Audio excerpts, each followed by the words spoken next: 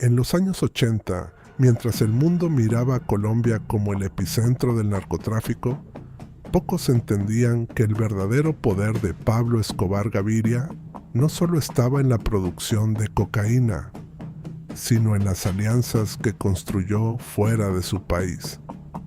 Porque Escobar no era solo un capo, era un estratega. Y como todo estratega, sabía que para dominar el negocio global necesitaba algo más que laboratorios y sicarios. Necesitaba rutas seguras y socios confiables.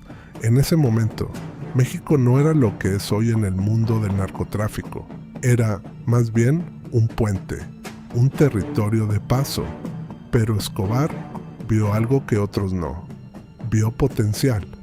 Mientras la presión en el Caribe aumentaba por parte de Estados Unidos, las rutas tradicionales comenzaron a volverse peligrosas. Aviones interceptados, cargamentos incautados. El riesgo crecía. Y ahí es donde entra México en la historia. Escobar necesitaba una nueva puerta de entrada hacia Estados Unidos. Y esa puerta tenía nombre propio. Los primeros grandes capos mexicanos, que hasta ese momento trabajaban en las sombras. Uno de los nombres más importantes en esta historia es Miguel Ángel Félix Gallardo, conocido como El Padrino. Un hombre que controlaba gran parte del narcotráfico en México en los años 80 y que tenía algo que Escobar necesitaba desesperadamente: control territorial. La alianza entre Escobar y Félix Gallardo no fue casualidad, fue un acuerdo calculado, casi empresarial. Escobar ponía el producto, toneladas de cocaína pura desde Colombia. Los mexicanos ponían la logística, rutas terrestres, contactos en la frontera y distribución dentro de Estados Unidos. Pero lo más interesante es que al principio los carteles mexicanos no recibían dinero, recibían pago en cocaína. Ese detalle lo cambió todo, porque lo que comenzó como un simple servicio de transporte rápidamente se convirtió en algo mucho más grande. Los mexicanos empezaron a vender parte del producto por su cuenta, a generar sus propias redes, a entender el negocio desde dentro. Y sin darse cuenta, Escobar estaba entrenando a los que, años después, se convertirían en sus sucesores en el mercado. Pero esta alianza no solo involucraba a Félix Gallardo. Dentro del cártel de Guadalajara había figuras clave que luego marcarían la historia del narcotráfico. Nombres como Rafael Caro Quintero y Ernesto Fonseca Carrillo, quienes también jugaron un papel fundamental en la expansión de estas operaciones. Juntos crearon un sistema casi perfecto. La droga salía de Colombia, llegaba a México por aire o mar, y luego cruzaba la frontera por tierra. Era más difícil de rastrear, más barato y mucho más eficiente. Y mientras Estados Unidos se enfocaba su atención en el Caribe, esta nueva ruta crecía en silencio. Pero lo que realmente hizo poderosa esta alianza fue la confianza, o al menos la ilusión de ella. Durante un tiempo, ambos lados se beneficiaban enormemente. Escobar multiplicaba sus ganancias y reducía riesgos. Los mexicanos, por su parte, aprendían, crecían y acumulaban poder. Sin embargo, había un problema que nadie quiso ver al principio. Cuando le das poder a un socio, eventualmente deja de ser socio y quiere ser dueño. Y eso fue exactamente lo que empezó a pasar. A medida que los carteles mexicanos se fortalecían, comenzaron a depender menos de Colombia. Ya no eran solo transportistas, ahora tenían contactos, rutas propias y, lo más importante, acceso directo al mercado estadounidense. El equilibrio empezaba a romperse. Mientras tanto, la presión sobre Escobar en Colombia aumentaba. El gobierno, apoyado por Estados Unidos, intensificaba la guerra contra el narcotráfico. Los operativos eran cada vez más agresivos Y aunque Escobar seguía siendo uno de los hombres más poderosos del mundo, su imperio comenzaba a mostrar grietas. Y en esas grietas, México empezaba a crecer. Lo que Escobar había construido como una solución estratégica se estaba convirtiendo en el inicio de una nueva era del narcotráfico. Una era donde el control ya no estaría en Colombia, sino en manos mexicanas. Pero lo más impactante de todo es que esta transformación no ocurrió de la noche a la mañana. Fue silenciosa, progresiva, y cuando el mundo se dio cuenta, ya era demasiado tarde. Porque el verdadero legado de Escobar no fue solo su imperio. Fue haber creado, sin querer, a los nuevos dueños del negocio. Pero lo que parecía una alianza perfecta, en realidad estaba sembrando el inicio de una guerra silenciosa. A finales de los años 80, el poder del cártel de Guadalajara comenzó a crecer de forma exponencial. Ya no eran simples intermediarios. Ahora tenían control sobre rutas clave, contactos dentro de Estados Unidos y algo aún más peligroso, independencia.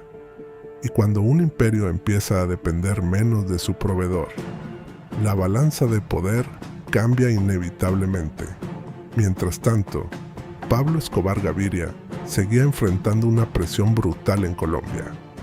La guerra contra el narcotráfico se intensificaba y eventos como el asesinato del agente de la DEA, Enrique Camarena, en 1985, sacudieron toda la estructura criminal en México.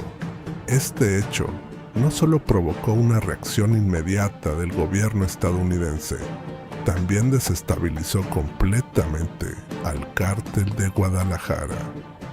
La captura de figuras clave como Rafael Caro Quintero y el debilitamiento de la organización marcaron un punto de quiebre.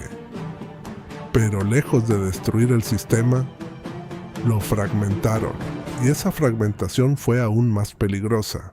De las cenizas del cártel de Guadalajara nacieron nuevas organizaciones, más agresivas, más organizadas y mucho más ambiciosas. Entre ellas, comenzaron a destacar grupos que luego dominarían el narcotráfico en las décadas siguientes.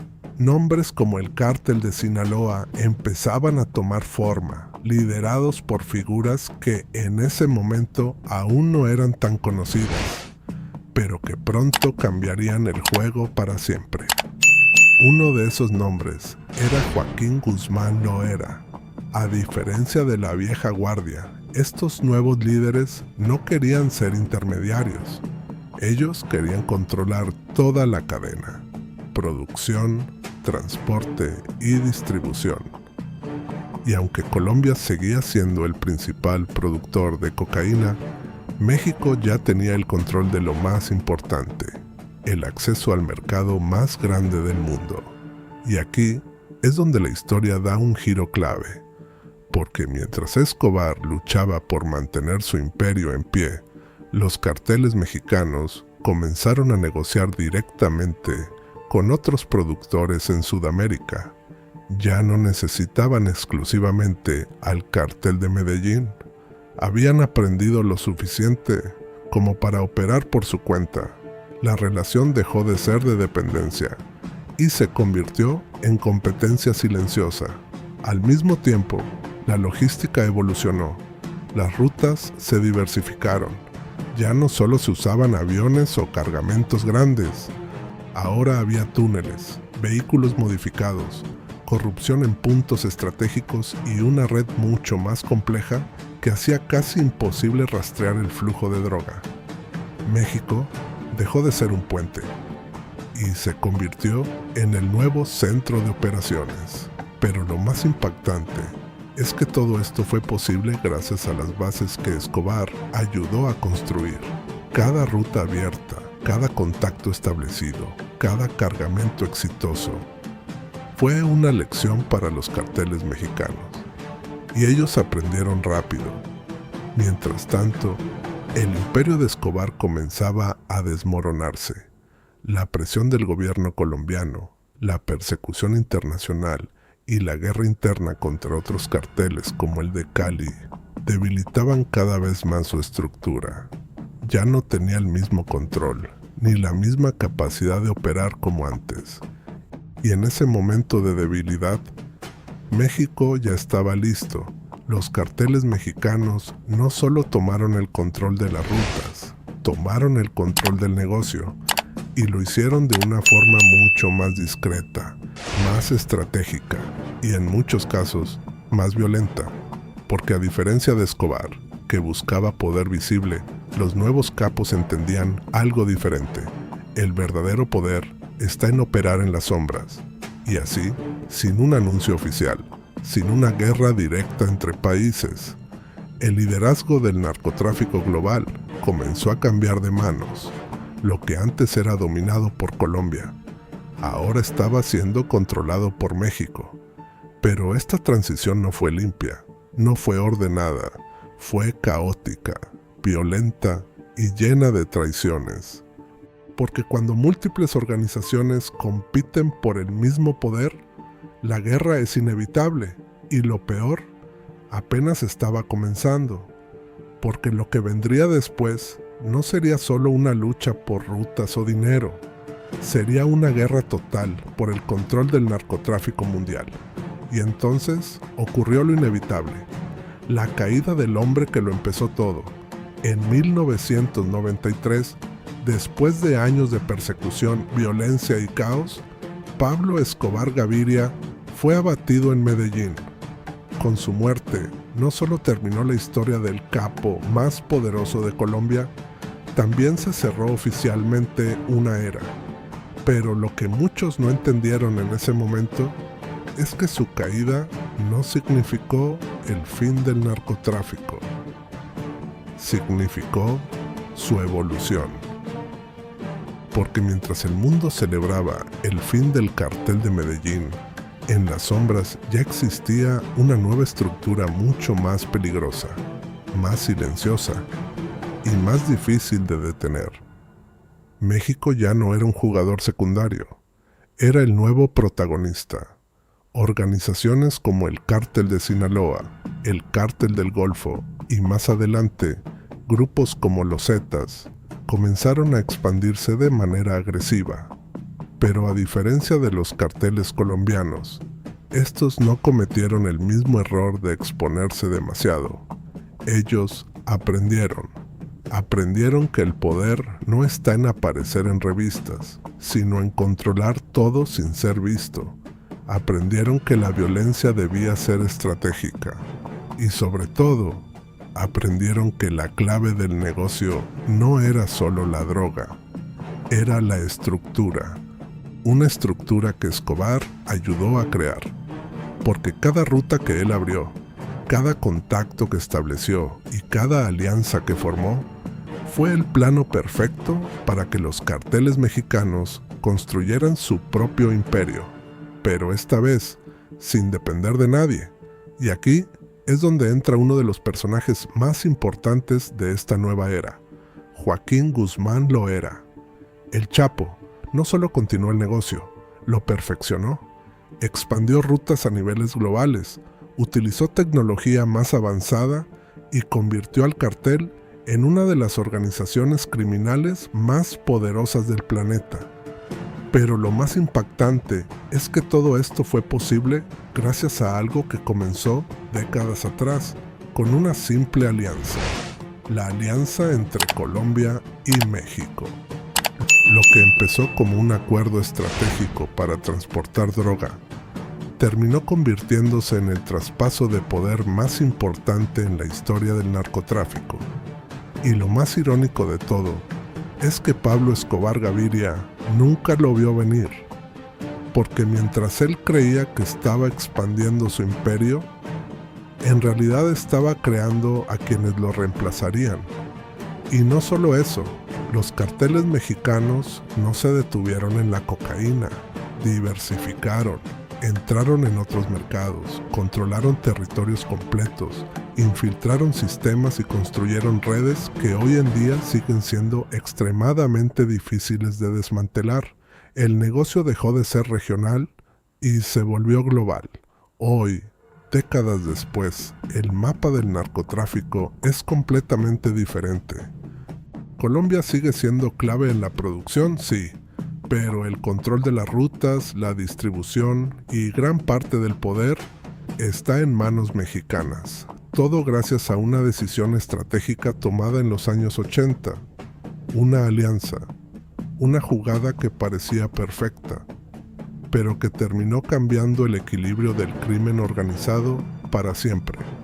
Porque en este mundo, el mayor error no es confiar en tu enemigo, es enseñarle cómo funciona tu imperio. Y Pablo Escobar lo hizo mejor que nadie. Si esta historia te voló la cabeza, espera a lo que viene, porque esto es solo la punta del iceberg. Suscríbete ahora y activa la campana, porque en este canal vas a descubrir las historias más oscuras, estratégicas y poco contadas del mundo del crimen, el poder y el dinero. Déjame en los comentarios, ¿crees que Escobar sabía lo que estaba creando? ¿O fue el error más grande de su vida? Y si quieres más contenido como este, dale like, porque eso le dice al algoritmo que te traiga más historias que casi nadie se atreve a contar.